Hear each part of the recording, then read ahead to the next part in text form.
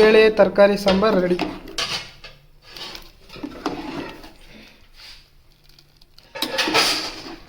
ತರಕಾರಿ ಯಾವುದೇ ಇರಲಿ ಹಾಕೊಳ್ಳಿ, ಏನು ತೊಂದರೆ ಇಲ್ಲ. ಬೇಳೆ ಜೊತೆ ಬೇಳೆ ತರಕಾರಿ ಸಾಂಬಾರು ಮಾಡೋದು ಹೇಗೆ?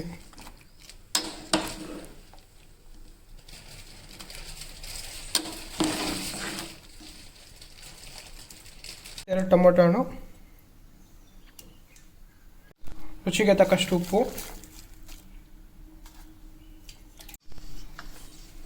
3 ವಿಜಿಲ್ ಕೊಡಿ.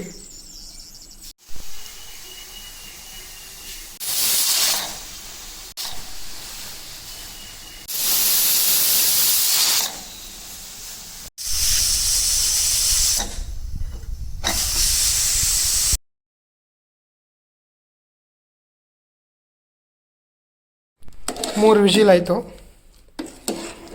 ತರಕಾರಿ ನೋಡಿ ಹಿಂಗೆ ಬೆಂದಿದೆ.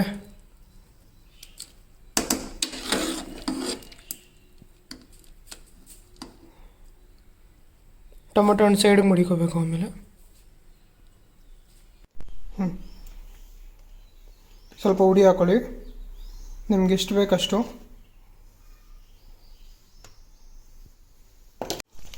ನೀಟಾಗಿ ಮಿಕ್ಸ್ ಮಾಡ್ಕೊಳ್ಳಿ. ಮಿಕ್ಸ್ ಮಾಡ್ಕೊಂಡಿರೋ ಹುಡಿನ ಸಾಂಬಾರ್ಗೆ ಹಾಕೊಳ್ಳಿ. ನೀಟಾಗಿ ಮಿಕ್ಸ್ ಮಾಡ್ಕೊಳ್ಳಿ.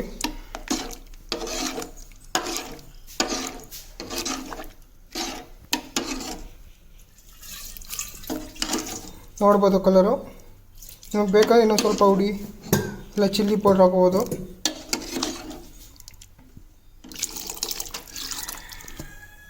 ಕಾಯಿ ತುರಿ ಹಾಕಿ, ಬೇಕಾದ್ರೆ ಇಲ್ಲ ಅಂದರೆ ಸ್ಕಿಪ್ ಮಾಡ್ಬೋದು. ಸ್ವಲ್ಪ ಎಣ್ಣೆ ಹಾಕೊಳ್ಳಿ. ಒಗ್ಗರಣೆಗೆ ಜೀರಿಗೆ, ಸ್ವಲ್ಪ ಸಾಸಿವೆ ಹಾಕೊಳ್ಳಿ. 2 ಮೆಣಸಿನ್ಕಾಯಿ ಹಾಕಿ, ಬಾಡಿಗೆ ಮೆಣಸಿನ್ಕಾಯಿ. ಸ್ವಲ್ಪ ಬೆಳ್ಳುಳ್ಳಿ ಹಾಕಿ.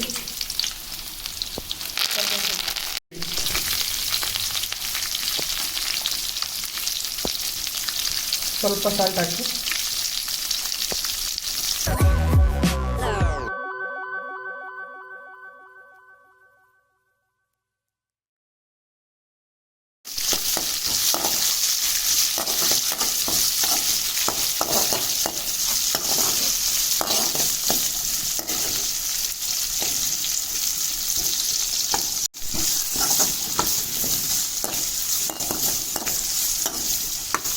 ಸಾಕು, ಒಂದು 5 ನಿಮಿಷ ಫ್ರೈ ಮಾಡ್ಕೊಳ್ಳಿ. ಫ್ರೈ ಆದಮೇಲೆ ಇವಾಗ ಸಾಂಬಾರು ಮಾಡ್ಕೊಂಡಿರ್ತೀರಲ್ಲ, ಆ ಸಾಂಬಾರನ್ನ ಈ ಒಗ್ಗರಣೆ ಒಳಗಡೆ ಹಾಕಬೇಕು.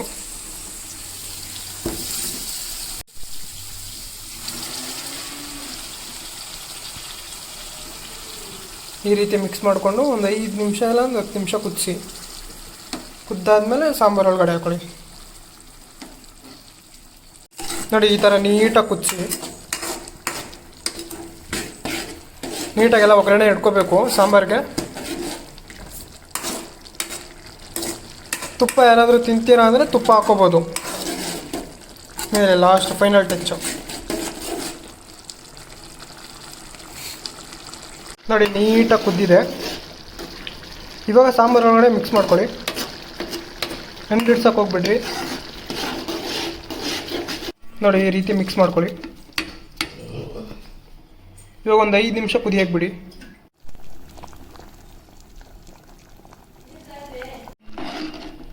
ಬೇಳೆ ತರಕಾರಿ ಸಾಂಬಾರು ರೆಡಿ.